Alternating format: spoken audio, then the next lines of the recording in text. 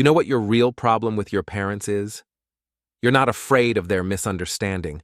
You're afraid they'll never be able to see your world through your eyes, and that you'll never be able to see theirs. We exist in the same physical space, but in completely different realities. Imagine this scene. Sunday dinner, the whole family at the table. Grandma spent 3 hours cooking. Grandpa is telling a story everyone has heard dozens of times. Your mom nods and smiles. Your dad mumbles something in response. And you're looking at messages on your phone because your world is there. Your friends, your interests, your values. And when Grandma makes a comment about it, you feel irritation, not guilt. Not because you're disrespectful, but because they simply don't understand. Right now, through this screen, you might be supporting a friend in another city who's going through a crisis, or solving a work problem that affects your financial future, or simply finding information that's more important to you right now than listening to stories about how things used to be better. My grandfather could only use 3 apps: phone for calls, alarm clock, and calendar. When I tried to show him Instagram, he looked at me as if I were speaking an alien language. But for my 10-year-old nephew, even Facebook is a network for retirees. He genuinely doesn't understand how someone could not know what Discord or TikTok is. But it's not about the apps, it's about worldview. When I look at my mother spending hours solving crossword puzzles in the newspaper, instead of simply Googling the answers, I feel a mixture of tenderness and irritation. Tenderness because it's such a sweet dedication to the old world. Irritation because it seems to me that she's wasting her life. And when she looks at me scrolling through my news feed, writing messages, and listening to a podcast simultaneously, she feels the same. A mixture of tenderness toward me and irritation at my superficiality. And we're both right in our own way, and we're both deeply mistaken. Picture a typical American family: a grandfather who remembers the Cold War, parents who grew up during the fall of the Berlin Wall and the dawn of the Internet, you, born in the digital age, and your younger sibling, who has never known a world without smartphones and social media. These aren't just 4 people. They're 4 completely different universes of values somehow forced to exist under one roof. The problem is that each of these generations was formed in different social realities. The silent generation, born before 1945, survived the Great Depression and World War II. For them, hunger isn't a metaphor, but physical pain. Stability isn't a whim, but a matter of life and death. If your grandfather carefully wraps up an unfinished piece of bread in a napkin and saves it just in case, it's not an eccentricity, but a deeply rooted survival instinct. Baby boomers, 1946-1964, lived through the Cold War but still within rigid system frameworks. For them, the collective often outweighs the individual. When your mom says, "What will people think?" she's not just being cliché. It's the voice of an era where public approval was the currency of social survival.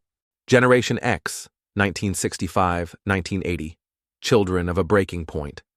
They remember both stability and chaos.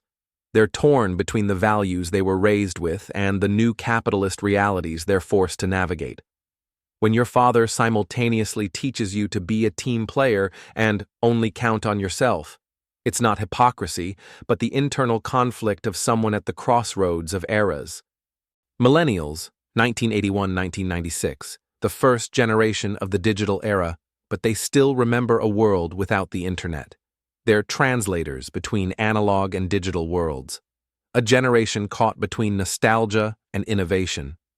Generation Z, 1997-2012, digital natives for whom virtual and physical realities are equally real. When you chat with a friend through video call, you're not hanging out on the internet. You're spending time with a friend, just in a different dimension of communication. Generation Alpha, 2013 plus. Children for whom voice assistants, augmented reality, and artificial intelligence are everyday realities. Today's 6-year-old will master a new app on a tablet faster than tying shoelaces. Not because they're smarter, but because their brain has developed from birth in a fundamentally different information environment. Zygmunt Bauman, a prominent sociologist, called our time liquid modernity, an era when changes happen so quickly that people don't have time to adapt. Previously, one generation replaced another gradually, values transformed slowly.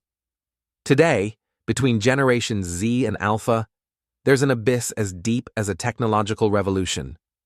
Historically, changes used to happen over centuries, then decades, now years. Your parents grew up in a world that no longer exists, and the world you're growing up in will disappear before your children grow up. That's why conflict becomes not just a misunderstanding, it transforms into a collision of parallel realities. Let's break down a typical family dinner. Grandma, put your phone down when you eat. We communicate at the table. You continue typing an important message. Grandma, in our day, we respected our elders and knew how to talk face to face. You, in your day, there were no global communications or urgent deadlines. And both of you are right, and both of you are wrong. For your grandmother, family dinner is a sacred ritual, a space for connection between generations. When she was young, it was the only time when the whole family gathered together after a long workday. A time to exchange news, plans, wisdom. It was the center of the family universe. For you, dinner is just one of many communication channels, and often not the most important. Your digital universe has no time or space limitations. You can simultaneously be physically at the table and mentally in another social context, supporting a friend in crisis, participating in an important professional discussion, learning, creating. When the older generation talks about live communication, they mean physical presence, direct eye contact, nonverbal body language. And there's deep wisdom in this. Our brain is evolutionarily tuned to read subtle signals of face, voice, posture.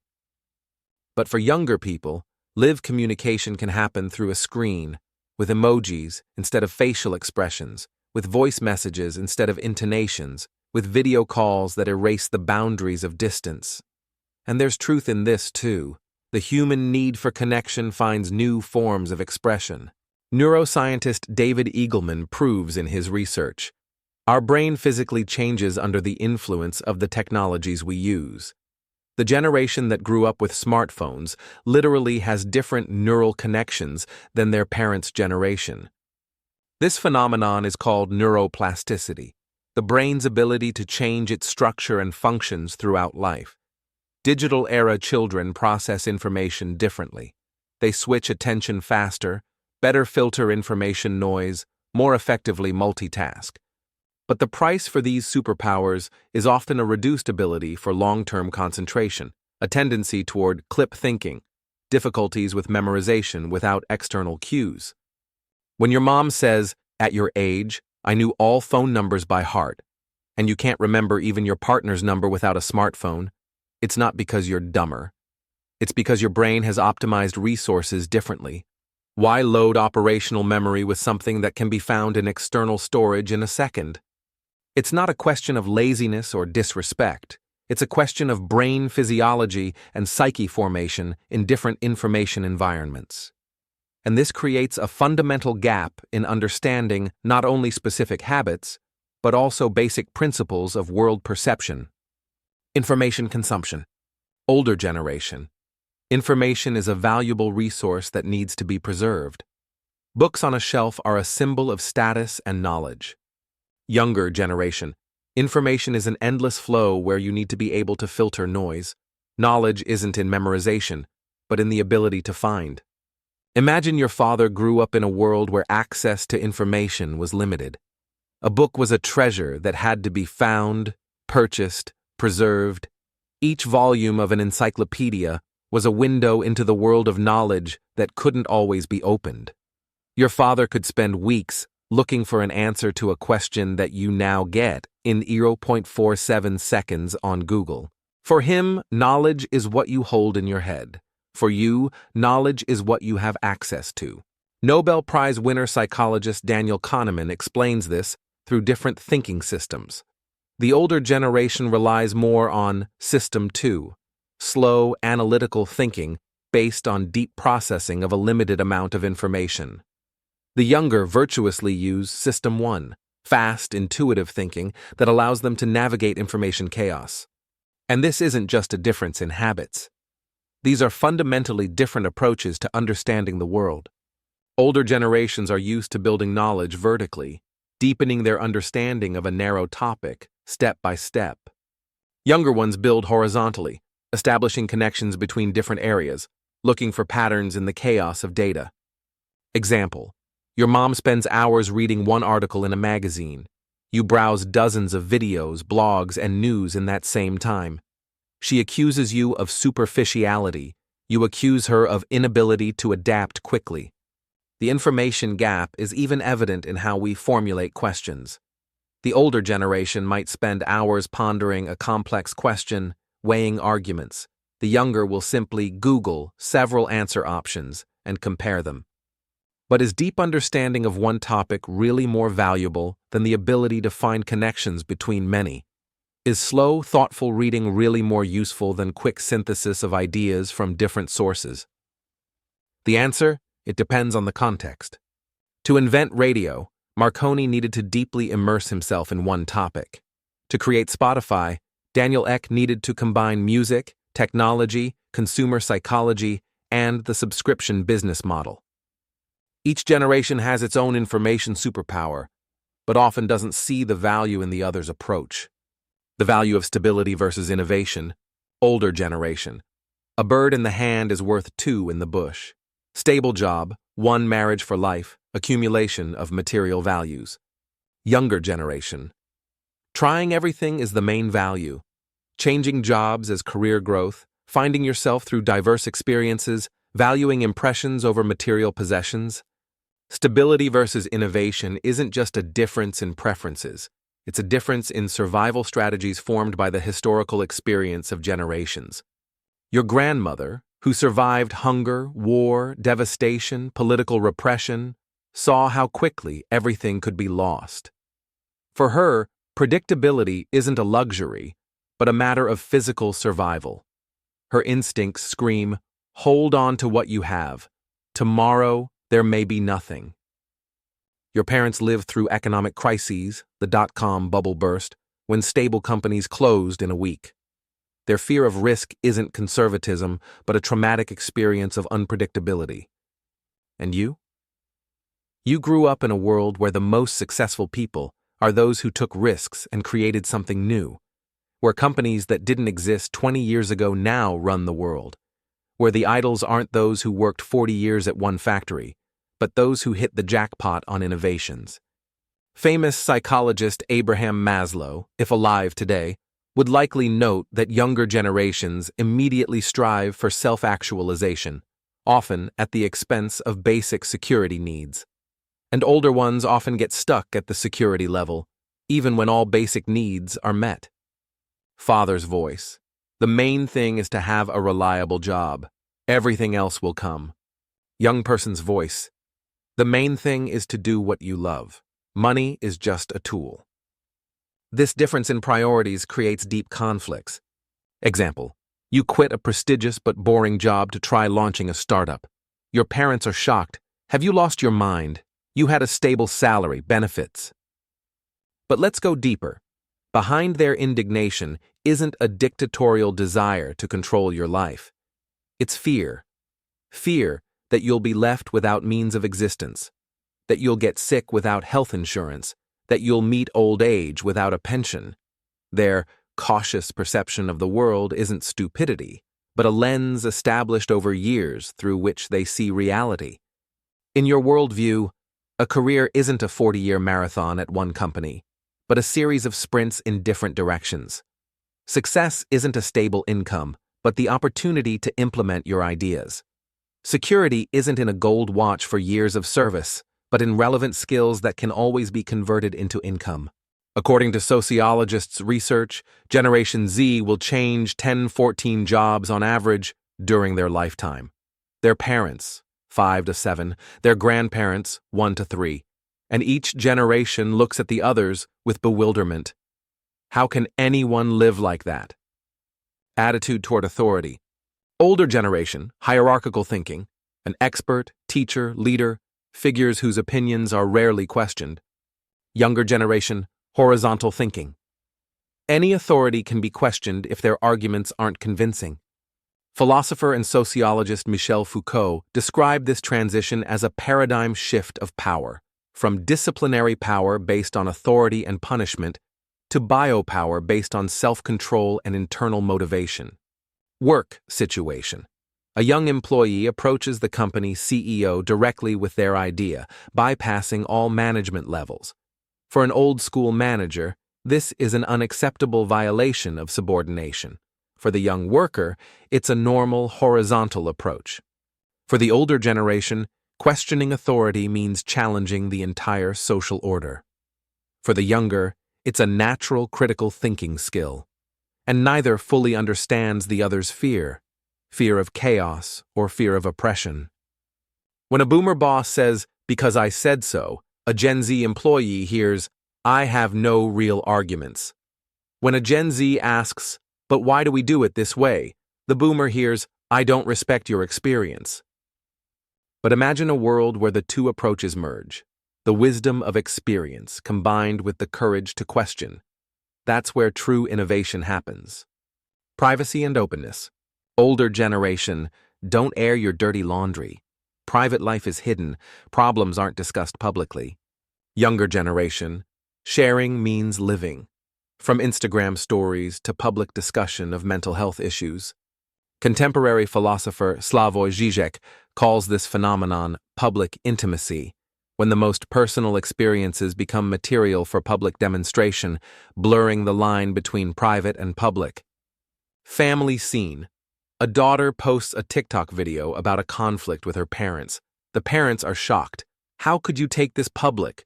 This is our family business." For older generations, dignity is often in stoic silence. For younger ones, in authentic vulnerability. For grandparents, privacy is a fortress. For grandchildren, privacy is selective openness. When your mother is horrified by your friend sharing details of their depression online, she's not being insensitive. She comes from a world where such openness could lead to discrimination, job loss, social rejection. When you see value in publicly discussing mental health struggles, you're not being attention-seeking. You're breaking stigmas that caused suffering for generations. The ethics of consumption and responsibility. Older generation. Use things until they're worn out. Conserve natural resources for economic reasons. Younger generation. Conscious consumption as an ethical position, not economic necessity. Philosopher Peter Singer noted that ethical frameworks expand with each generation, encompassing an ever wider circle of others, from family to all humanity, and now to animals, ecosystems, future generations. Dinner dialogue. Father, you're ordering food in plastic packaging again? Son, and you bought cheap meat from an industrial farm where animals suffer? Each generation has its own blind spots and insights in ethics. The older might be better at saving resources but ignorant of social justice issues. The younger might fight for global causes while overlooking personal responsibility.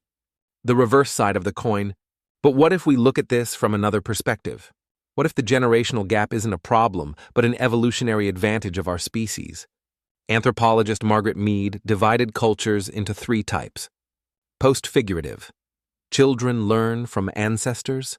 Co-figurative. Children and adults learn from peers. Prefigurative. Adults learn from their children.